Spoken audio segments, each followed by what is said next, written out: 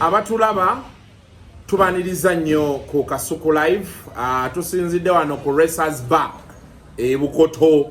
wetugenda okubeera nga tupresentingira olunaku olwaleero. Tugenza okujja mu show eno nga Honorable Muhammad Ssegirinya asuubira okulayira. Wali nga twasuubiza abantu Kasuku nagamba ku lunaku lw'okulayira kabeere nga lubuto lwe luba luli muluma, kabeere nga azimba ekizimba ajja kutuuka era yatuuse wali agenda kubalayira olunaku olwaleero. Isima soko buze ku bantu abatulaba. Muli mutya mwenna abatulaba ku Kasuku Live. Twegaitiddwako nze ne muganda wange Junior otusoseka ensonga oluvannyuma lw'okumanya nti ensi yatambudde mu maaso, okulayira kugenze mu maaso. Tumaliriza twagala genda tulonde speaker ne mukulu Jacob Olanyazizaayo emmotoka diplomacy ne office Takitiko Blue ojuulidde naye Olanya nalyo wa speaker Kasuku obwamabusu setani sokweraliikirira Olanya inenge gyatambulamu n'embabazi eno Azizaayo emmotoka ayina engeri gye yeetegese etadde mu bukenke okulonda kw'ekkololo bagenda londera kololo palamenti esooka egenda tuula kololo Museveni ate yagikiyaliira si yakwesimba mu migongo. Okay, olunaku olwaleero tugenza okujja ano twali twogeramu wali Ssegirinya amaanyi agajjawo olina ebintu by'obadde onnyonnyolamu. Ssegirinya mu politics abantu Junior akimanyi babanga bayimbi politician alinga muki muyimbi nti omuyimbi oyinza omulaba naye ng'ali created by a brand a label ayina amuli emabega amukola ki amutambuza kubanga wobima doti za Ssegirinya tezigatta bulungi lwe bamukwata lwe bakwata Ssegirinya lwe yagenda mu kooti omuntu jaji teyamutunulako yamusindikirawo ekitalya ekiryaniizo bw'amusindikawo ng'atawo tuli mu piiki ya mpapula ze tetunategera oba yenna Bankema oba yenna ye Patience oba ye Umaru oba ye Richard kati awo emboozi n'effe ekiro kibu kubanga ekkomera kinene bw'ateera bw'oba ogenzeeyo oba tokyalina ky'oyogera kakati bamusavingira mu kkomera tebamuganya olwafuna empapula z'ekkooti mu kkomera n'alwala tebamuwadde obutwa ekiro kimu ne bamuta after a fortnight mu gavumenti wano kukiriya lingo gende bweru Kasuku nti oli mulwadde you can look for those signatures mu week number. Ssegirinya bamukiriya lingirawo beiro ye bagisondera ku Facebook ya million meka 3 Shamimu Mayende ekitegeeza ti yayina sente ekiro ekyo Nairobi Hospital ogimanyi olunaku Nairobi Hospital ogimanyi takomya wa America simanyi ali mu detoxant ejjamu obuki obutwa kati n'ogwo omugga aleese mupya alinga zaake kati ali ku butaka waliwo amutambuza munupu si munupu mwaka Ssegirinya mujjukire yeetayirira Besigye omwana oyo yeetayirira Besigye omujjukira n'amala omwetayirira kasita mukama we yamugaa nti awo omazeewo n'abuukanga kangalu naye ekyo si kinene nnyo Ssegirinya nga musajja alwaniridde abantu kakubanga Kasuku gw'okompeyalinga okulwanirira abantu n'okugenda mu palamenti amaanyi sigeegamu bantu bangi abalwaniridde abantu eyo ku bitundu naye okutuuka ku palamenti awo nkugambye kati Ssegirinya alinga omuyimbi alina yiti songo ne bw'ogikubira mu kyalo bo bapromota bajja bainvesta bakola ki kati wero yagaba akawunga bulungi ku kyalo kye ayina energy levels teryazenkana Ssegirinya muntu w'abantu Ssegirinya ayina ekisa bw'omutuma atuukiriza oli olumala obbira bebyo byonna baba naganze nkulinza oyite mu nomination nti anti empapula weyitawo kati ebisigadde bikole ki bindekere tomanyi MP akolere 6 mu parliament ng'atogenda mu parliament weetaage mumanyi gondi Sematima naye siya 6 yagikolane kati yaloopa katoli wama yafuna ki omusango ne gudraginga by the way egimu ku misango egisinga okuba famous waliwo omusango Namboze gwe yaloopa bakaluba bagusala wabulayo emyezi emeka ate badde mu kalolo waliwo gwe basalira wano Salaamu Musumba yajjayo omukazi w'enaalimu nti yasoma n'amugjayo agenda okumugjayo ng'oli yaddayo n'asoma n'afuna n'ebipapula so omukyalo oyo ndowooza yafa kati munaye yafudde bino ebya covid ndowooza naye nga Salaamu Musumba yagenda omumala nga muganda oli ekyamugisayo papula ate zizinazimaze so ebya Uganda biri fane naye nze tukimanyi ne Junior akikola ki akimanyi nti aba politician naddala nga tolina experience oba akakutambuza so Ssegirinya alina amutambuze alina amaanyi ag'enjawulo era sigenda kwewuunya nti Ssegirinya ogenda layira ebyempapula bife obeere mu parliament kwa Dijanidi kooti ya Dijanidi bili abiri mwetana bagusale mu but on that note Ssegirinya is a lucky man yomu ku bantu abalirake mu Uganda otunulira history ye n'engeri gyazatambuzaamu ebyobufuzi bye ate ffe mu National Unity Platform Ssegirinya yomu ku bantu abasinga okwagala era walaba mu kumuwa kadi waliwo abaali balowooza nti basaanidde kola kadi bagimumye principal n'interveninga Sauda Madada nga naye avuddeyo aga nti tebeesiriwaza obutamuwa kadi. That means there was a certain element in Nopo yali erowooza era bangambye nti leero abamu ku bamuwerekera Sauda Madada kwali kuba muwerekera ne mu ddwaliro yali Nairobi Sauda Madada baddeyo ne Nairobi nkotidde yagenda ne Ssegirinya and secondly mu Nuupu omwo mulimu abawulira nti Ssegirinya kyalina bandisaanye okuba bandibadde bakimanye ekyo mu byobufuzi byekiri kasuku nti omuntu abeerawo because ebyobufuzi bye tulimu kati bya Uganda si bya bitabo nti oli mugezi nnyo as long as abantu bakwagala Ssegirinya amulaba mu COVID nga y'omu kubagaba akawunga y'omu kubatambula ali Ssegirinya omusanga ali myala kati bapolitician n'ennaku zino be tulina bo balowooza nti bikyali by'elitism bakidandala babakubye obululu kidandala na masters degree naye at the end of the day abantu bakulabira waso Ssegirinya ezerake mani ekyokusoma kwe waliwo ebintu ebimu byeyogedde bituufu ebyewuunyisa nti gavumenti eno kasitemanya nti tewasoma ebiseera ebisinga oba ku masiriya ekyo kyo bwe kiri era babakwagala era we baba bakwagala obeerayo baba tebatukwagala tukola ki tobeerayo baane rulings abalamuzi ze bakola ennaku zino nazo zeewuunyisa zibeera preemptive ng'omuntu yasoose kutuula wange yategedde ekyo bagenda Ssegirinya is a lucky man kyenyinza okumwogera nze kyenjagala ku Ssegirinya kiri kimu nti y'omu ku bantu abasinze okuinspiringa abantu mu Uganda mu kalulu akawedde yawangula n'amaanyi mangi naye Ssegirinya njagala ategeera ekintu kimu nti bw'oyitiramu ezo process kasuku oyinza obutadelivalinga mu palamenti kubanga buli oba oyagala odelivalinga wabaawo omuntu amaanyi agakukola ki agakugira kati Ssegirinya oyinza okujja bwotyo ne batuuka nga waliwo ensonga nga Nuupu gyeriko naye ng'olina walikira ku sayidi yenaalemu okitegeera anyway ebyo byonna bikyali awo Ssegirinya nze mwagaliza birungi byereere nange agenda lighting up parliament not lighting up parliament nande ngamba abantu ku bundi yange mande gyenkola KFM nti Ssegirinya are standing up for a whole generation abantu bangi abali eyo nga ali Masaka ayagala abere as simple as Ssegirinya is ajakyusa obulamu bw'abantu be okitegeera so he's going to inspire so many people owulira story ye baga nti yali alayira kupimba soba kuba headmaster wa prefect head boy nawandikira Lord Mayor najja abeerewo ng'asweyalinga in bintu bingi campaign eyaggo ya 2016 ng'avuganya Ssebaggala yali alina muzindaalo gwokka Ssebaggala n'agenda agamba landlord we nti mujje mu nju kwongera sente kati ate ekya n'akubawo olaale Ssegirinya yagenda okujja nga bakubewo olaale bagamba temuwa omuntu yenna gwe mutamanyi waasula kalulu so kati yali mu parliament and of course he's a nice guy opposing abulamu bwansi bwe bunamukyusa which is understandable waliyo akantu akasinza onyuma weekend kasoko kyetulina okutunuulira ennyo nti kikulaga ebyobufuzi bya Uganda how people bwe batandise okujja obwesigwe mu beeriiti be tubadde tumanyi because politics wa Uganda for a long time abadde atambulira ku bambabazi nga bambabazi we bavaayo abantu abamukasambidde bavaayo naye bwetunulira akalulu kano ke twagendamu in fact it is a change there is a change mu politics wa Uganda abantu nga Ssegirinya ate abantu kati babaagala nnyo kuba after all bagamba nti nebetuleeta abagezi batukoledde ki so Ssegirinya naye alina ekifaananyi kyajjayo ekiri mu society nti either there is service delivery tetuuka ku bantu oba abantu oba abantu beeriiti tebakyabalabamu yagamba Ssegirinya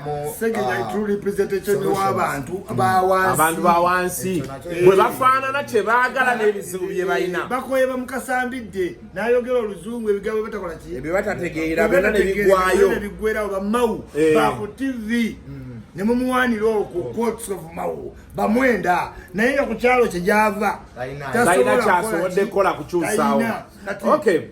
Msaginya katukwagaliza okusaavinga abantu bo bulungi ekintu osobola okuba ng'okitambuza okikwasaganye naawo betuva awaawo bapromota bafunye ssente bapromota bafunye ssente zafulumye over 2.something billion omanyi luli wagera n'oyogera nomanyi abantu abali ebweru nali nkigamba ne sendi abantu abali ebweru bansesa nina sister wange actually nina bakazini bange nina kazini bange nga bana then nina ne baganda bange nga basatu bali mu America bali Boston yawo abalala bali Leeds UK abalala Manchester naye waliwo omuganda wange omwe yajja be yakomawo ne mugamba bebe kula ina video gye yali yakafulumya nga atambuza emboozi nti agitaddemu emitwalo gya dola emeka ebiri gayi nangamba Isaac omanye emitwalo gya dola ebiri emitwalo gya dola ebiri ogimanyi n'ogikwata nti ogitaddemu video kati nze nga kitegeera kuba kati ffe wano jjukira miliyoni 3 tezikyali ssente ziri awo zikanga muntu nti omutwalo gwa dola omuntu atuula nagwo wange ne mugunywa ne guggwawo okitegeera kati luli bwe wayogera nti Ashbaga yali alina miliyoni 10 ng'agenda kusiiga kuddaabiriza ennyumba ya maama we n'akuyita waliwo oli eyagamba mbu miliyoni 10 mutufudde ki tengamba kati lengera ono tamanyi Brian White yasimbako biliyoni ogijjukira gye yasimba omanyi lwakyagamba bwato Kasuku first of all ebulaaya waliwo ebintu ebitakubeera mu matu nti omuntu alina dola 7 ebweru n'ogenda mu pate student nga buli kye bakugamba ojjayo dola 10 pate ekyankalana tebakirabangako tekiri common tekiriko katereza emboozi ziri mu Uganda omuntu wabere kati ati ensi zonna ezirina system tezijja kuganya ne mu England tojja sanga muntu agaye nti kyali ali wali alina emitwalo 2 egya pound ziba ku card oba mu ngeri naye kati zino ensi zikyalina liquidity money wano abaana bakola deal nzembera wano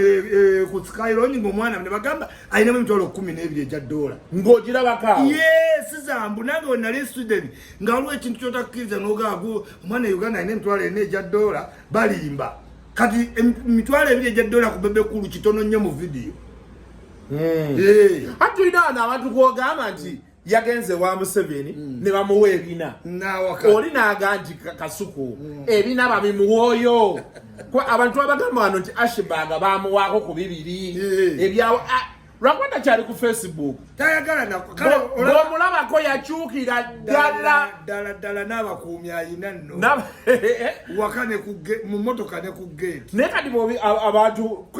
nina abantu bangi beesanze dda abo bali ebweru waliwo n'abamuwa ne Uganda ng'akyawakana nalikoko ne sendi oyo omusajja ng'ali ku ssimu ng'ayogera emitwalo gya dola 3 2 kati tuli mu kulya gende munyonyoolamu abaana gaye ng'alina akasawo nga kano kenyamba tuli mu kulya twali ku waliwo kafo ka forest gundi kali muyenga awo kali ka forest bekati bw'obeera woti n'otunula eri obeera olaba muyenga waayo bwati kati gayi mu kwogera ku ssimu ayogera ngenda kubeera gundi ngenda kubeera South Africa kulina kubeera team eyo nzirewe ne tuloza bya saaga omusajja tumala okulya tutuddawo naye omuwala najja ng'akimye sente n'asumulula akasawo baati n'amubalira ezo 10 kuba ye sendi ayina eŋŋombo ye mbw'omuntu alina ssente tazoogerera ku ssimu ne mugamba era kwolwo bwe twava ne nga sendi ndowooza olabye mmwe mwogerayogera omusajja yabala emitwalo gya dola egi n'agimuwa naffe n'asooka n'atukwata n'atukwangayawo buli omu 3 netandika okukwata ebifo tuti Oshagera chegamu. So, mbadde sikimanyi nti ebweru tebakwata ssente. Ekintu era kye tulina okutunuulira ekyo nakyo kyongera okulaga eggwanga lyaffe engeri gye lyongedde okufaamu nti nabadde ntunuulira abaana baguladuwete nze Makerere nga basanyufu nnyo nga bo balowooza nti Uganda ekyali mu kutuula ku woofiisi wojja okugaggawalira naye nga Uganda ennaku zino ate abasinga okuba ddiiru era be bagagga nti omuntu asobola okugaggawalira mu lunaku lumu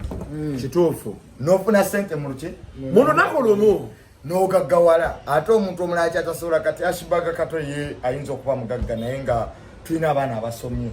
singa tutereza ebintu bibiri ne tutereza structure system eya formal sector ey'abantu okutula mu office abantu ne babeera ne minimum wage ne babeera ne sente zitandikibwako ne tucreating environment ey'abakozi okubeera mu labor unions ezo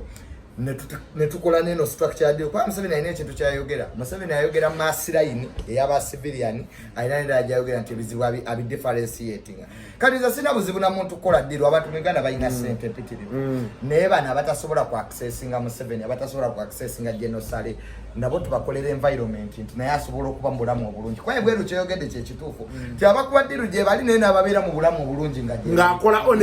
honestly naye nga mugagga Uganda kyekibulamu one line tekola eya honesty eya ddiru yesinga okukola nti kasuka osobola okera ku makyano ogende wajje n'ogundi nakwayo obukadde bibiri because 2 million in this country oba oyina amagezi oba togenda kudda mu kyalo you can invest that money 200 million it's a good capital to start on but how many youth can afford that so ekyo nakyo kikulaba nti ensi zirizo zirina mechanism efuga ssente abasambi b'omupiira tubawulira ne bagaa nti Ronaldo afuna budget eya Uganda naye ne weewuunya lwaki Ronaldo tagula Bulaaya yonna ogimalawo because waliwo mechanism efuga ssente zaabwe emisolo gye babateekako so kyendaba ekyo ekikulu kye balina oterezaamu gavumenti nti abagagga nnyo n'abaavu nnyo naye tulina okuteekawo environment in fact ekyo mirundi kyoyogedde kintu kituufu mu Sweden bakola Sweden ne Obama yajjayo n'agamba eno system yene ensi giveeko Sweden erina abantu miliyoni nga 13 naye ne weeweza abantu biliyoni buli omu bamumanyi ate nga teri ayinza tambulira mu nnamba ya munne naye bakola environment ekigaana abantu Sweden okubanga Uganda nti omuntu yalwanye n'agaggawala nnyo bakuwa obulamu nti obulamu bw'olivinga Kasuku bw'alivinga mirundi bw'alivinga naye byakusingako babikoleranga biringa surplus to requirement nti Kasuku ajjayo awudi empya naye gwe bakulaga train edduka nnyo nayo mpya emmotoka eyo tugikola ki togibeerako kane weesanga nga okuggyako nti ki tewali kikwetaaza mmotoka kubanga bakola baasi ku kkubo eya public oluguudo lwayo teryaluyingiramu kyangu nnyo gwe vuga emmotoka yo ze n'ekusooka ku mulimu kati omuntu alaba ku mulimu atuuka mu tayimu alaba essente bamusasula okujjanjabwa ajjanjabwa kati bakikola mu Sweden era bagawo balivinga mu saako work pay tax eat drink hospitalize sleep eyo Sweden naye mirundi olina okujjukira nti ezo capabilities bazizimbira ebbanga kati bano abaana abato betulina mu new coming generation nakugamba ba Museveni bafugisiza maanyi mundu wotawulira kibooko naye kati abaana baabwe generation empya bagiyingiza nga ya bitabo okiwulira nti bawa Morrison Lwakakamba board of chairman investment board nga toyinza gamba nti bamuwadde lwakuba mu Westerner kyebasooka okukola education abantu bawe basomye aba Westerner otuuka mu kifo nga buli kimu etagisa okubaawo weekiri bamugamba ne bwoba toosome gwe genda otuule mu kiraasi emyaka gye 3 otuwe diguri tetwagala olaba mu musango gwa mama Mbabazi ne Museveni balooya bonna baali baana bato naye nga wobatunuulira booti olaba gye bakola ki gye bava ffe mu Central Region kye tutwala mbunoki tribalism naye nedda tukyalemedde mu ddiiro tuli mu kutunda ttaka na booda ne mukaayana simanyi mpeeza nga oyagala baamu na mitwalo ena ejja ddoola bakwogereko bwakye bakola omwana asoma nga bwe bakuumye wakati sente ziri mu system sente batandise zivuga nga bazizza mu system ogamba junior nti waliwo system ezigenda okyuka whether we like or not kati nga minimum wage eyina okujja mwena generation ekola ki ejja waliwo ebintu ebigenda okukendera babuloka Museveni yabakoyi okiwulira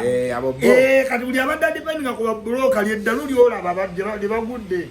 nti omuntu omusanga na miliyoni 2 nga ye teyalabikako mu kifaananyi na Museveni erinnya lye terina we lyononekera naye ng'alina ebibiri bye owetaddeyo nnyo isima otambuza booda okitegedde now story endala ebaddewo wiiki eno yaguddewo kino kya Keisa Lwakuna penge ng'atabuka nga Nuupu ajabulira abantu abamu bagamba yabadde atamidde mirundi kamusookemu yeweewaawe mirundi tubuunye ku muntu wa memba wammwe mu Nuupu waŋŋambako olumu nti ayogera n'omukulu direct kituufu ayogera naye ani yenna olyo ne Bobi Wine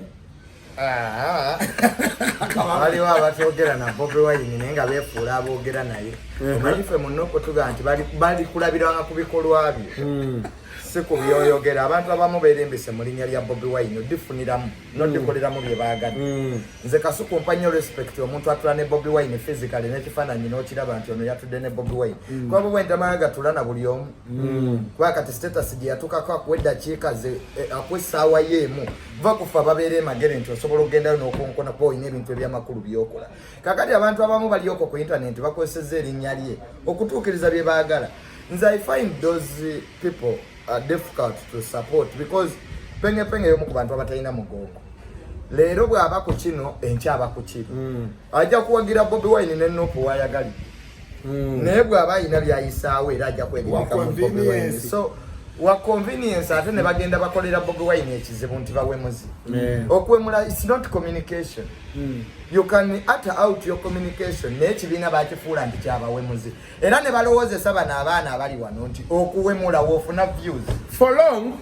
long Junior abantu bavuddeyo nnyo okugamba nti abantu ba Nuupu ddala ku social media bavuma abamu ku badde bakulembera brigade eyo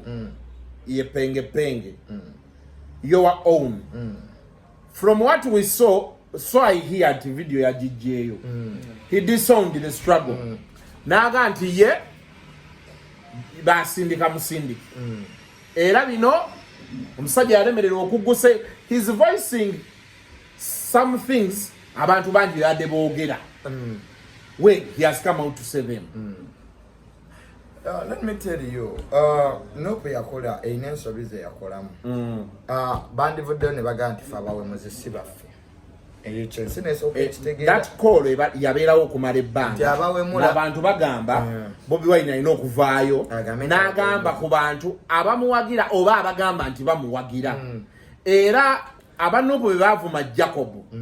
Bobi Wine n'avaayo n'ayogera ne Jacob ku simu Jacob n'arecording emboozi eyo n'agiplayinga ku Facebook era n'alaga nti yasiizinze fire olwokuba Bobi Wine yamukubiddeko kati ate abaddako abaavumwanga abalala kati basajja mivu naye yagamba nti abaana banvuma naye ng'alinda principle okuvaayo tavaayo twawule ebintu bibiri waliwo abavumwa nga bo bateekeddwa okuvuma Kasuku ngani tosobola kwesiriwaza nolowooza nti tebagenda kukola ki kuvuma waliwo abavuma nga kati tubadde n'ekizibu nga Secretary General waffe Rubongoya tusaba abaana bamuddako ne bamuvuma ne bamulangira nga bw'ali mbega naye principle tavangayo bagambako ekizibu nti yavaayo tulina ekizibu nti omuggo gwe tukozesa okukuba abalala buli wolaba ekikyamu n'osirika at the end of the day to catch up with you ekyo kyekizibu nti leero ebavuma Isima ow'enaalemuzo wa Nuupu ng'aŋŋaye Isima bamukube naye nange kigenda tuka mbeere mu state Rubongoya gye yabaddemu nga Secretary General w'ekibiina naye nga bamuvuma baki ba Nuupu bagambega akolagana ne Museveni oli munda mu Nuupu abantu kati nga bano abaana abaali bavuma Rubongoya where do they get the audacity nalaba luli aba Nuupu abaali UK oba America ng'ate era bwevuma what is happening kirina ebintu ebiri waliwo ssente buli woolaba olutalo mu Nuupu omanya waliwo ssente waliwo okuŋŋaanya ssente e Bulaaya abantu bakola ebibiina nange nsobola okutandikawo ekyange ne nga nti nyamba abaana abakubiddwa mu struggle naye nga Nuupu ina procedure ne namba zaayo entuufu wosobola Kasuku okuyisa obuyambi bwo okubuteeka ku kibiina okuyamba abo abasobodde okuyamba ekyo ne kivaawo kati waliwo abaagala kakati waliwo n'ekyokubiri nti waliwo abali mu gavumenti babulooka abakozesa bano oli abaana ba Nuupu bennyini kati ebigambo bye tuzze nga tuwulira full figure ayogera oluusi Isima byoyogera bituufu nti waliyo abaana abantu beerimbika mu kubeera abannuupu naye nga babulooka ba gavumenti bebasasula mbu bo banyenye ekintu Museveni alaba abayite kati babulooka bo badye Museveni bano abakulu balabe batume bali nti oli nsobola omuleeta kakati tulina n'ekizibu kya numbers bonna baagala okufuna ki numbers ani gwe basinga okukola ki naye nga at the end of the day tebali ku bya struggle tebabiriiko naye bali ku numbers Kasuku bandabye abantu bameka nina shares meka kakati olina n'ekyo ekizibu so olina n'ekizibu ky'abaava mu NRM kati ngaffe tuva mu family ze NRM oli kubanga ebyobufuzi tabimanyi kuba abasinga obungi abawagira Nuupu they are too emotional nti lwakuba Lubongo yasomera Harvard ekyo kimufuula okubwaki olwokuba yeekubyako ebifaananyi ne President Museveni naye waliwo ekiseera Uganda yonna yaliko NRM nga tukyali mu kibiina ekyo nga Museveni talinata bibiina so ffe omuntu yenna Isima olwaleero n'ava mu NRM n'ajoyininga Nuupu lyessanyu lyange kubanga tuba tuleese ki omuntu omulala naye ate bano bw'ova mu NRM n'oyingira Nuupu ate obamulaba obambega kati ze politics gwe bazanya sebutegedde Kasuku ategedde kyegamba bw'obanga obaddewo NRM nekukuba akalimi n'ojja mu Nuupu osanyuka naye ate bo bano babuloga wojja mu Nuupu obambega ekyokubiri beefudde aboogezi ba Bobi Wine Bobi Wine alina abantu bakolagana nabo mu gavumenti Bobi Wine bwe yali agenze wa speaker omukyala Rebecca Kadaga sigaye nti akolagana naye yagamba atya nga yagamba mama mukole ki mumunkomezeewo kati ate nosanga buloga ng'avuma Kadaga nti alinga aki ye byayagala okuteeka kati n'olwekyo we have a challenge and the challenge in FDC yali tegina but because of social media everyone is allowed to talk their way I think Bobi Wine apirinze nnyo ku bavubuka ne bamwambala nnyo Isima musajja wo penge mwabeerako mwenna penge kyaliwa wamulabye ekiro namulabye ekiro naye okusookera ddala njagala mutegeere penge alinga abayimbi abakulu e Uganda bajja kwagala ng'oli muyimbi muto naye senga bazuula nti kati nno ono otandise okaddiwa takyali mu bataate naye endulu zimukubirwa nnyo nga obateekawo ki ekijinji penge oyo gwolaba kyali wange muyaye nnyo naye ebintu ebisinga yaba tabimanyi nebyo byonna ebibaddewo ekiro tabimanyi yazuukuka nassaako Isima n'awulyamu nassaako mirundi n'awulyamu nassaako Kasuku okitegeera n'atuula mu vidiyo tawa abawagizi beki kitiibwa but kankubulyako ku kya Nuupu penge tabeera wantu watasinga kati bwe yagenda nze nali naye nga tuyingira student n'akuba Nuupu ennamba ekiro ne zikola ki ne zeesala nga people power ng'amaanyi mangi ne tutuula mu moolo n'angamba Isima nze ndabye amaanyi gange badde geesaze ngenda kudda mu people power n'angamba ne people power talina trust n'asacrificing omuntu eyamubeererawo Bebe Cool n'avuma famire ya Bebe n'agikola ati okusobola ofunwa obuganzi mubali so kwegamba teyalina buzibu na Bebe naye because yalina okuzimba trust ku live n'atula wansi n'akwata mu face n'amugamba omusajja ono si yakuyamba ng'omugamba n'angamba Isima nina okukola ekintu kino kakati bw'ayingira mu Nuupu mu people power by that time nga bastrugglinga awo balumbuye bali ku kyoto babeera abantu mukaga bakola views 120 penge nga yalinaka 10,000 nga tamanyirawo nga buli wotandika live nga naye atandika ng'akwata mu supu abantu b'okoledde awa bajja yakakwata bukwasi mu supu n'akomba engalo kati ng'amalamu amaki amaanyi lito didipenge no kale olira baddaye ng'amalamu amaanyi nga kasi totandika live bepa nga naye ayiwayo ng'ayiwayo naye nga live ye ali awo yesokola nkola y'abayimbi oba wakalinya oba olimu n'aba yakalinya ku stage ono najja n'ekibinja kye kati nga asokola amannyo muwere lunaana twogere kyokka gw'oli awo wasitwagolinga n'ekikumi eddakiika ziri 4 n'aseka naye abajja kukoppa nnyo bagwe kati tayimu ejja ekisajja kigenda kirumbuye kitandika emboozi zaakyo simanyi kugula luggi bagenda kutta abantu okakkana wabaddeyo meeting mu tayimu nga kiri organized kijja kyogera ebintu oba obyagala otobyagala nebiriki ate nga bitandika olabika enamba nezishiftinga teri kintu buloga kyatayagala nga kubanga ayogera ne bagayisima mirundi atandise baayi kati ennaku zino bwolaba komenti za Penge aba ayogera bamuga atolina kyotugamba tikya lumbu yabitugambye lumbu ya kati jo ekyasinza ofulipinga obwongo bwe yatandise live nga ne lumbu ye n'atandika kati lumbu yabadde n'eddakiika 24 ng'alina abantu 10,400 Penge ng'alina abantu 800 kati omwana n'amugamba Penge lumbu yatandise baayi n'afulipinga n'ayiika bwindo kati mukuyiika mwaliyalayingira mu makkati nti nvumye Bobby n'agijjayo vidiyo nadda n'ataliko gasami mumalende ne bw'olayira omanyi amaanyi awo wonna atandise opima mu kubanga teri muntu kagambo kanyiiza buloga nga wagwa abanga muyimbi nkutidde omwesoko nti wagwa kakati anyiziza ntu banyino tumukolera obuyimba na Bobby yazimba ku muti omuwanvu gye yava n'akola ki kati ne bwatekayo post amala ennaku 3 okuweza views 2,000 ali awo alinze otegeera kati gwokimanyi mu 10 years abantu bogamba bawaleeta bayisima balina zi kampani twemployinga bannayuganda Real life bakola festivals mu nsi gokyali mu mmotoka mwokolera live nyoko this jukira ebiwe mulo tebikyuka ekyo kyowawe mudde leero kyojja okuddamu ki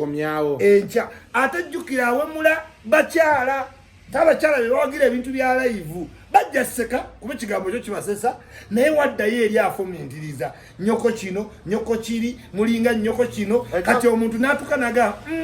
ono omuntu kampuliremu kubuuza kankongerezeko nakano n'obutaba na content omanyi babuloga kati gwe ono kasukwa gambe waliwo omwami yazze wamugambye namugambye waliwo omwami yazze ngayagala kwebaza oli omusajja yankutteko nnyo tugenda muzannya ndowooza ka vidiyo kano nga kawedde ojalaba oli omwami yagambye nti waliwo omusajja owabuleva obweru bamuyita Isima ayogera kyotayagala kukolaki kuwulira buli wotaba na content ku media ogenda kugwa ekyo kyo bwe kiri olaba guno omuzannyo gwa media gwe tulimu abantu baagala content baagala kumanya kiki kyoyogera ate mubutuufu bwawe kuba bya blackmail byaggwako kasuku zoolokera ku maca nenku blackmail ne blackmail politics wa blackmail takyakola tuli ku politics wa content ate uli akano mirundi ke nagamba Penge ne mugamba Penge olaba bino ebintu by'obloginga tiye biringa boda wezajira nga buli muntu amanyi boda z'abayaaye bazivuga bali akakoola bazivuga banywa sigara but today bali structuringa boda nti n'omuntu wa family aveeka ng'omulimu gwe ki boda n'abawala abalungi today omutumya n'alinnya ki ekitegeeza gwava mu bulyaye ne guyingira mu ki kakati twatandika abantu babuloginga bawemula bakola ki naye kati olw'okuba emirimu abantu bakulyetinga mikulyeting bamirundi bazze balinako obulango baani bayisimu kitegeera kati abaana aw'okuwemula bavuddewo baagala ojja osomesa agulikali kya polisi ojja okakati yebbugumu lya nuupu n'obululu byawudde kati abantu baagala ddala emikutu gino nti batuzudde gikola essente gikola connections nti Isima bandabako nga nsula mu ntebe Sweden baddemu ne bandaba nga ndikulayira kwa president wasulako mu ntebe Sweden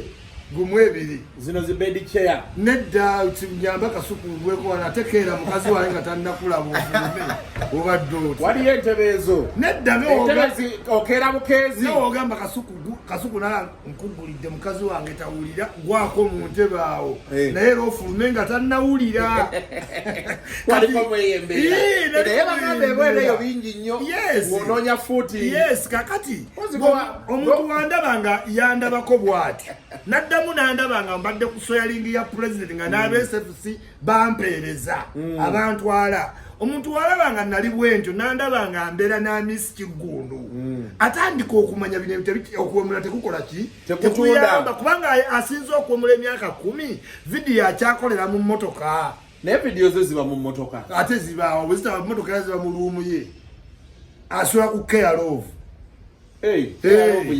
Care Love kitegeeza osula ku nnyumba ya Kasuku yakuwa ofunireko ebbaluwa bw'otasangako linnya lyo nti Mirundi Junior n'otanga nti Mirundi Junior Care Love Kasuku kitegeeza Junior bbaluwa zazirina wa Kasuku talina addresi ye. This is why toyinza mulaba n'abaana be tebasobola kuwa baana ng'obeera mu luumu olina abaana babiri olina baana nnyumba alina ovuga kilomita 3 ayambuke Sweden waggulu alabe mukazi w'Omuswidi gye yadda n'abaana ate omukazi yazaalayo mu Gambia omwana kati alina abaana abazungu wakuzaalira abaana babiri n'ogenda n'azaala muddugavu omulala n'ono gwe yazaala ebbali amukuwa kati alina 3 so nze kyendowooza nga nopu kye balina okukola bafune association yaabwe nga babuloga babeere ne direct contact eri secretary so that will differentiate between ebintu byoyisaawo nga gwe n'ebyekibiina because at the end of the day bitanopu ne juzi yabeegaana Bobby ku Bob Yanga nga baali bamazeemu Bob Yanga amaanyi waliwo abantu ate nga bebumbuye ne Penge waliwo abadde Bobby yabeegaana nga bakuba abali mu yabadde awandika ku Bob Yanga kaize banga ati ndi mbega wahamu nenewuunyo okuba mbega wahamu ate Bobi Wine abaswaza ate na meeting emirundi ebiri so abantu abo nti olwokuba emirundi Junior nti mulundi nti kuba hamu mukulu wange nti nketera hamu obeera otamu hamu alyeri nga gwolye nuga ne banna ate abantu abamu babuloga kyatamanyi nti Bobi Wine alina emikwano being a politician tekimuggyako mikwano Bobi Wine tabeerangako wahamu yatwalayo yatwalayo abasipapa nabona bali bakwano kakati n'olwekyo ebintu ebimu tuba tubitunya politics ono gwe tuzanya tuleme kuteekamu nnyo emotion naye kali Junior kewagambye principal kamugambe ngozeeyo nti omuggo gwe tukubisa abalala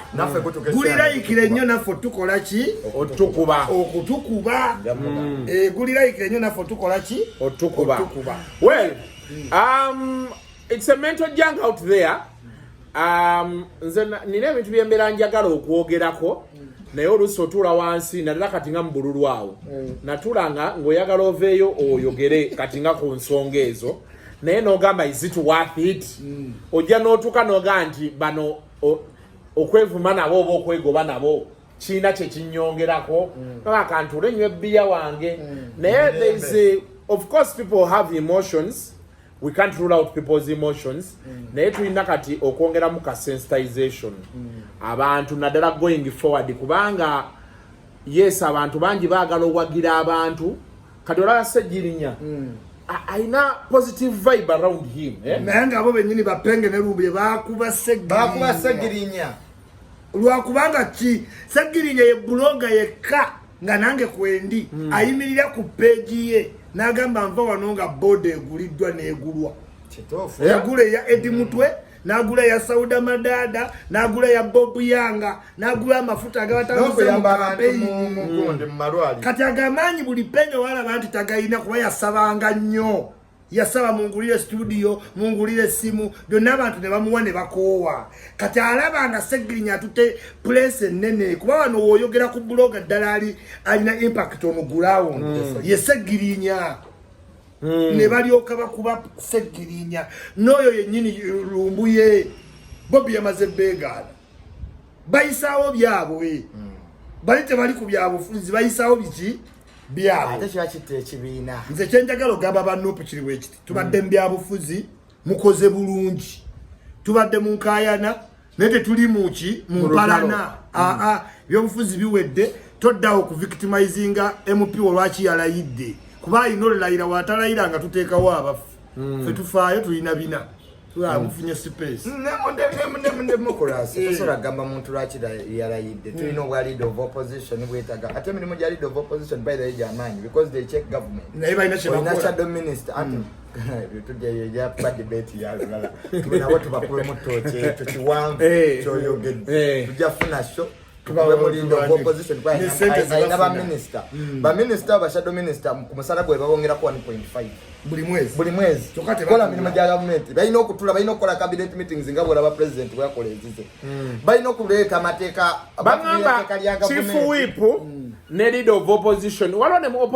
opposition chief whip ne leader of opposition balina budget yaabwe nti osolosanga leader of opposition nga omwaka alina biliyoni 10 nga yamanyi bwazikozesa office yoba biliyoni 10 bane kwekyo kasuku balina geta awe n'abakuumi semujunganda obadde omwepangako omumanyi semujunganda bayita najja official kutugamba nti ayagala bwa speaker anti okulonda kwa mande ate tugirabangako leero mbadde na secretary general kumacha tanajja official ife tubirabira mu mawulire naye nupo mwani gwe muyina agenda okujja kyagonja nupo mwandi badde muri obvious nti muwagira semuju oba Kadaga nedda tetusobola amanyi Bobi Wine ye mugezi bw'avaayo official naga nti awagira Kadaga aba afiiriddwa obululu bw'omunnoozi okitegedde yes wavoolanya kati yenze kyemmanyi awagira mukyala Kadaga nze kyendowooza kiri buyakiragane mu campaign opinion yange kakati gwe Ssemujju ataweza honorable Ssemujju nga si gwe biggest opposition party kubanga tubalaba baka FDC beina cooperative nopo emusinga nopo wabataleese gwoba tolina bokolera lwaki oba oleeta naye kinyaga kubanga it's a battle of numbers kasuku parliamentary elections zawukana nebine ebyokulekana ku street when you don't have numbers and you don't have numbers toyina ngeri gy'osobola kugamba nti omukono gustopinga train we accept we don't have numbers noba oyagala nnyo omukono tegustopinga loole ng'egenda kutomera kyetuyina okukola kiri ekintu kimu ku Kadaga andyolanya ani gwe tusobola okukolagana naye ng'abannuupu era Bobi Wine mu kampeni yawagira ab'NRM babiri ojjukira oli omwana ow'omunoofu Ayume najja mu constituency ya Mama Kadaga naga nti ono mumumpe nsobola okukola ki omuyita na mama talina gy'alaga mama talina gy'alaga bannaye mutusa akagundi ebintu bino twagala tubigenda empola Mwami Museveni, President Museveni nkukubira omulanga tetwagala kudividinga ggwanga lino tokkerize nti waliwo emirandira omanyi there are people who are leaders but they have ethnicity background Busoga eyo ogiraba Kasuku tejja kukkiriza Kadaga agenda Kadaga yakomandinga respect okuva Busoga is a leader but commanding naye Kadaga fighter banaye kababulireko abalumumba wona abadde mukubiri mu kalulu nze ngambye akalulu balwalisa Kadaga kuviira ddala kubina ebyalo ne baleeta Namuganza ayina kabaka waabwe gwe yali awagira Kadaga awagira ono aliko n'akirya kamalirize ne kano Kadaga kye basinga omutyako ayina international community oyo omukyala abadde ashiyalinga palamenti z'abazungu contacts eziri ebweru ekyokubiri mugagga nti ye teyeetaaga kugenda ku consolidated fund parliament webejjayo sente teyita wa muntu yajjayo sente nga bw'ayagala kuba parliament etuuka butereevu ekyokusatu Kadaga ye kye yazimba omanyi ffe tuba tusoma ebyobufuzi waliwo luulu never outshine your master kyekyakubya Kayiwira the moment you start outshining ebyo otandisa okubalanga Museveni otandisa obitegeera kakati Kadaga azimbye power base President Museveni akimanyi nti mwenale museke wetuuka obutasalawo kuba babuza akali Haji Kigongo honorable Nakabirwa yagenda kufulanaga teyebuzabuza twatula museke ne tusalawo ali Haji Kigongo seke mwe babuza ata byali byaluli kakati seke no kuntula buto ngolaba bonna babi wano n'abaso kugandi fe tubyogerangako byatulawo kyekutegeeza akatambi bakampeereza kyekutegeeza nti omukyala si mmere nga bakanya aveemu alekera oli the thing is like this Nakabirwa Namuganza abakyala bonna aba NRM baali bamanyi nti ekifo kya speaker kya human emancipation ky'abakyala kakati batuuse ne balaba nga Kadaga yava mu bakyala naye yafuuka mwami nti ablocking abakyala abalokola ki kikyo ogamba nti balumumba basalamu Musumba bannamuganza okitegeera kubanga bakulaga nti Kadaaga yayita kolagana ne speciosa namuganza nankabirwa Lumumba okitegedde namayanja but the thing is ono kyayogedde kyokola power base Kadaaga yakola power ki base kyokolanga bamugamba ku vice president n'akigoberawo kuba wano yeyesalirawo ye mwenye era bw'otamulondo oyinza obutateesa olanya deputy speaker alina tuula eno ne Kadaaga emyaka 2 egimaze amaze atuula eri mu bantu teyakoma awolanya bwe yamugano kyeyalinga parliament naddako mu bantu awanika omuki omukono olanya yawanika omukono Kadaaga yamukola ati gwe itawe no mu ofisi ya omusajja n'atuko complain nga yekyanga n'ava mu parliament twage twali n'abamawulire omukazi anyigirize nakati mpaniko omukono tampa Kadaaga namugamba nti kakkana eyo power base kati Museveni ekifo yagala kinyeenya nali ngambira kuba Michael ne Kamiri nga bw'omunyigamu otyaga nti alindako bebeeraawo kati obuzibu bwe bujjidde Kadaaga akuba ekikono obuzibu bwe bujjidde bw'olanya abanouzana bakola bulungi mukaki mu kalulu ate politics is who gets what where and when wakola ki kwa yo point tewerabira nti omulamuzi we Kenya yasazaamu akalulu e Kenya not because nti kali kabbe because bwogamba nti nsazaamu akalulu according to African standards. What do you call African standards? Tulabye obululu obwali wasi n'akalulu ke Kenya naye olwokuba nti bali abasajja baali bakoze gavumenti nga tribe endala teziriimu omanye ebintu byaffe bya Africa tuba twogera tribe abantu baga tribe nege mazima abantu balina okwerabamu nti omunyolo mwali kati gwe nawe nkulaba nnyo nga abasiraamu tuliwa you are right ate mwe mulina okwerabamu mu bifo by'amaanyi batutera mawolowota otuteramu otya Moses ali agenda wadde waliwo abakozi obulungi mu kalulu nesi babana ewatabuka kwolwo atanga mutofu bayizawe naye abasiraamu ab'amaanyi gye bali no kyeŋŋamba no wuliriza sigamba mu gavumenti ŋŋamba nti abasiraamu ab'amaanyi abasobola gye bali naye wakyewawa bifo akubeera akantu bagenze mu parliament ne batwalayo abasiraamu abali prominent abasomye nga bastudinze Islamic banking paka kukoa nti system nungi ogikozesa wano olw'enneewola yaabwe n'enzizaayo system Kadaaga n'awandiika nti mpandiikidde prime minister nga mpeereza amannya gano 11 ery'abasiraamu abali prominent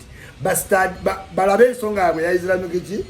banking omwogezi wa gavumenti ofuna opondo n'atwitingira Kadaaga n'amugamba nga tonna batuweereza tukyalina omuvubuka gwe wayimiriza ku parliament nti alina vaccine oli gayi kajawolo tebajja batwala serious kati statement Kasuku etegeeza nti Kadaaga osaaga omwogezi wa gavumenti yatwitinga n'agamba ati nga tonna tuweereza basiraamu soko otuweereza omuvubuka gwe wayimiriza ku parliament nti Musoga akoze vaccine ya covid naye ne Kadaaga nno bannaye ebiseera naye Kadaaga nate kyakumalirayo ekyawolanya abantu banouzana kyobola abakuuma banka omuntu najja nabba miliyoni 800 nga alaba ate n'amugoba nga ye bamuwaako emitwalo 10 barispectinga emirimu ate olwo boolanya batya Museveni tebamanyi nti oyinza oyomba naye kakati Museveni will talk olanya out amuwa envoy okiwulira genda obeere ambassador Australia ne Kadaaga nengo ezijja va Museveni ebyabitya juzi we yagana bebe okwogera yali aganye bebe okwogera tu yatunula nagamba atakusaasira atamanya abakazi ayinza okunkolimira okitegeera kati kyangu nnyo Museveni ne w'omulaba nze kusiza plan eriwo n'obukuukulu obugenda mu maaso baagala Kadaaga bamukube ki ekigwo naye obuzibu buli mu maanyi gayina ye Museveni agamba mumukubire eri naye bw'atuuka eno mbasi kyalina kyakkola ki kyakkola kati amuzaayo mu bantu kuba kati bagambye ojjayo empapula okulonda kuli electoral commission ewa amanya seeke amanya egakwate egawe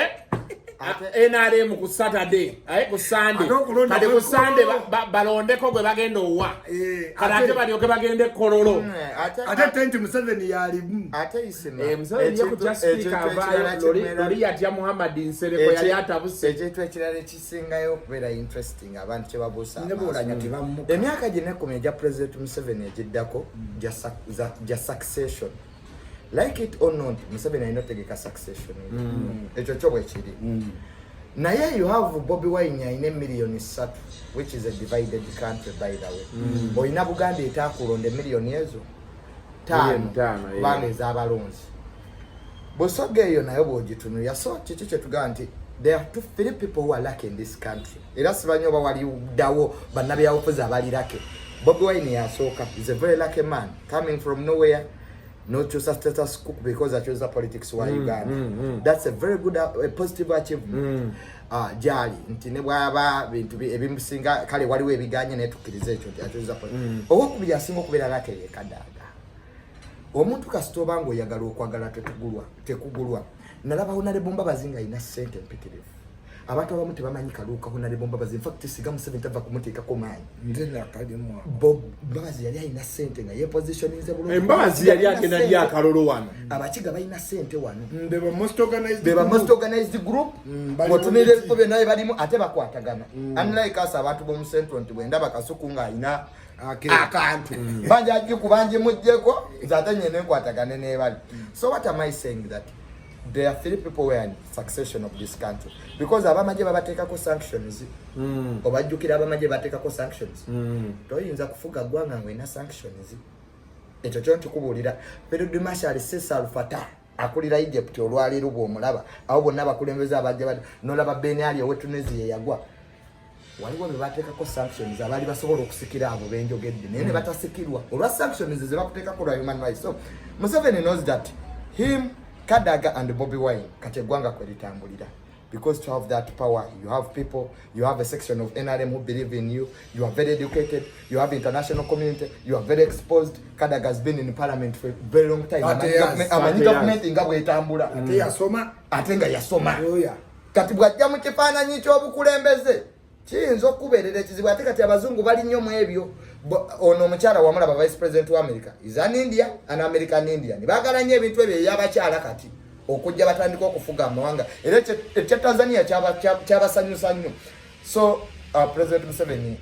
nze konze nandowooza kiseera kya conciliation twava mu kalulu abataakulonda baveeko let us now look at abataakulonda okole nabo emikwano but don't destroy leaders of societies because nze tekinyumira nga Buganda nze ng'Omuganda nga Buganda teteredde so I think President Museveni should look at that abo bonna honorable Nankabirwa abamugamba okuba ono bamulimba we shall have a divided country okay beto tugenda okubanga atunzika okuva wano tetwogedde ku kantinti walabye kantinti ne mukyala we kantinti namulabye naye abakyala nga batabusa omuntu nobba ebyapa ya naye njagala bombimba w'amagezi wanu nga kantinti tolabika nnyo ng'omuntu ali peero kuba kati ovudde mu saati ez'emitwalo 10 ozze mu za 8 nti n'okolera mu interview weeguddemu olinga ateebaka bulungi wazze teyebaka bulungi bakasa omukazi okukomawo ewaka nga yamufulumya kati jjukira asuze eno omukazi asuze eri naye tofulumya bw'otyo mukazi alinayo kuki ku baana mu mateeka mukazi otakkirizibwa twala byapa ne woba otunda ebyapa nga bibyo kantinti oli waddembe mba nina amabanja byapa byange bebinzija muki mu mabanja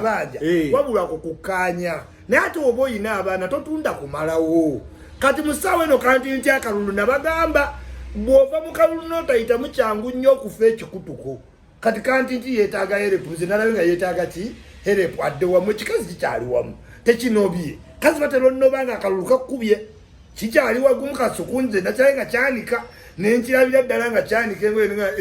kantinti eyag'omu kalulu ono omukazi akyamwagaza ekikazi kyamaanyi kantinti alina okubalako naye anti nekyakyenyaga rais manzi oteekako essira kiri kimu nti enaku zino there are so many things ebigoinga against abasajja omukazi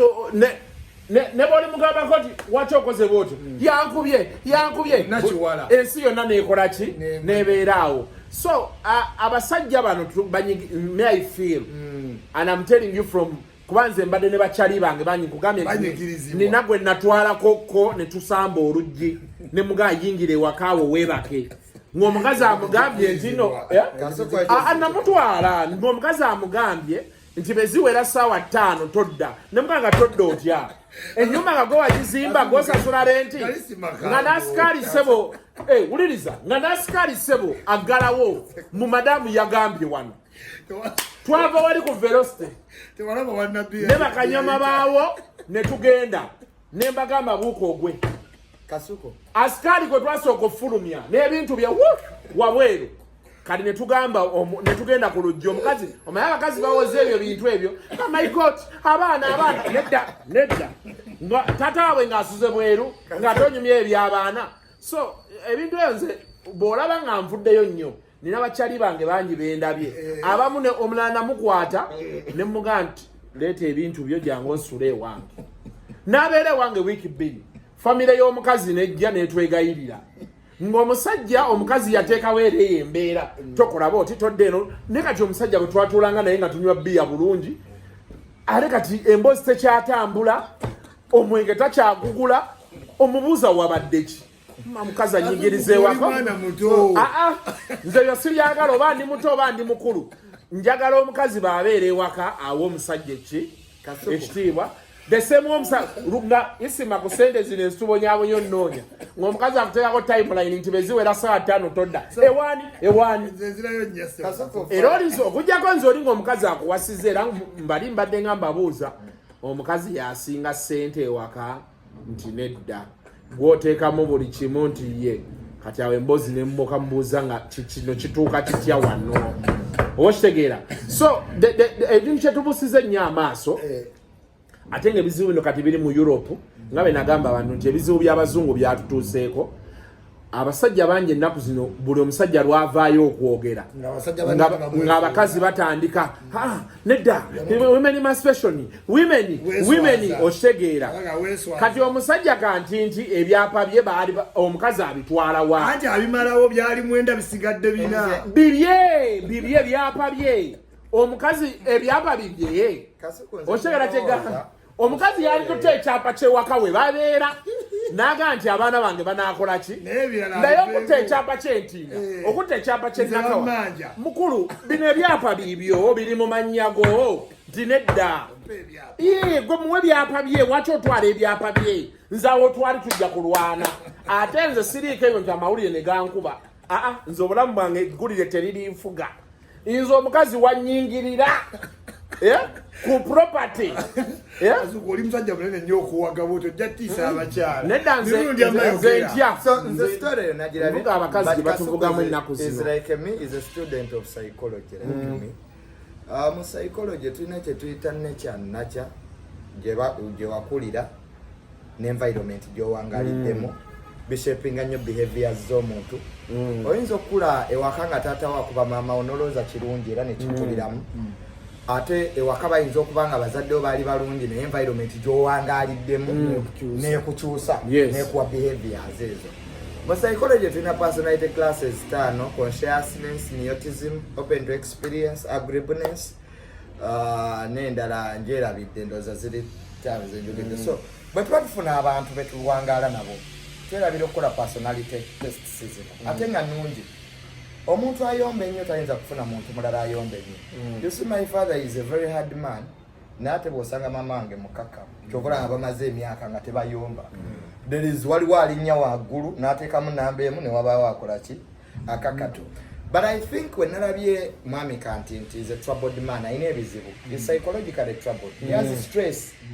You cannot tosobola gamba nti goli minister ogenda kukwata abantu obagatte lwampaka omanyi mwina okubeera mwena. No, we should find a nzawo kawe nina obuzibu awo. Yes, but what we should do then, we should go back to society norms. Much as we want a Western culture, naye tulina okudda ku society norms zaffe. Teriyo omuntu ategeera agenda kuga nti omusajja agenda kuwangula olutalo ne mukyala wo gw'obadde naye nga alina abantu. Tell your society no we get to ogenda kera ku macho kasuke ebintu by'omukyala. However reason you have, keep it to yourself. Now we are looking at these innocent kids. No mukyala. Lwaki gwe tonoba nova mu nyumba eyo kasuke? Lwaki yanwa ye yazimbe nyumba? Yazimbe nyumba wacha agivaamu. Bano abansanga mu nyumba eno baginde nze nkubuuliriddewo era nze nagamba abantu nakiwala lwali mpita nakiwala lwali mpita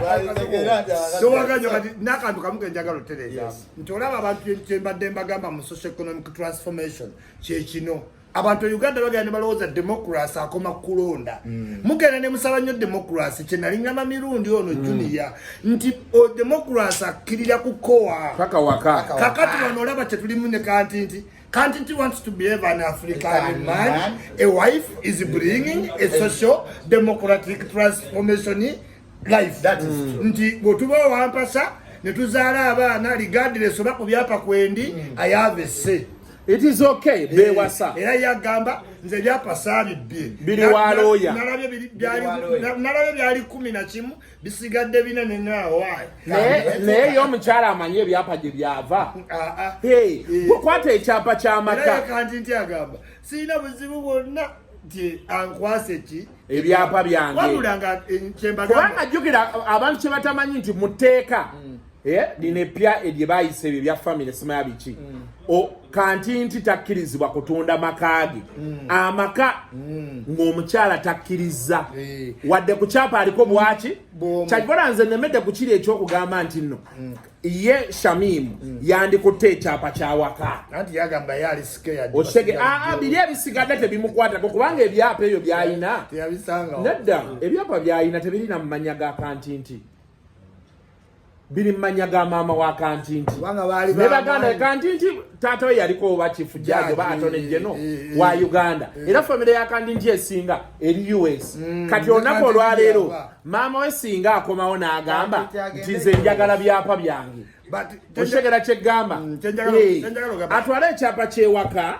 biri ebyapa byabireka abikozesenga bw'ayagala. Kyenjagala okugamba nti kino kigende eri parliament. Nawulidde bayisa nti parliament ejjanjabenga abazadde babaki bababaka. Naye mu kifo ky'okuteekawo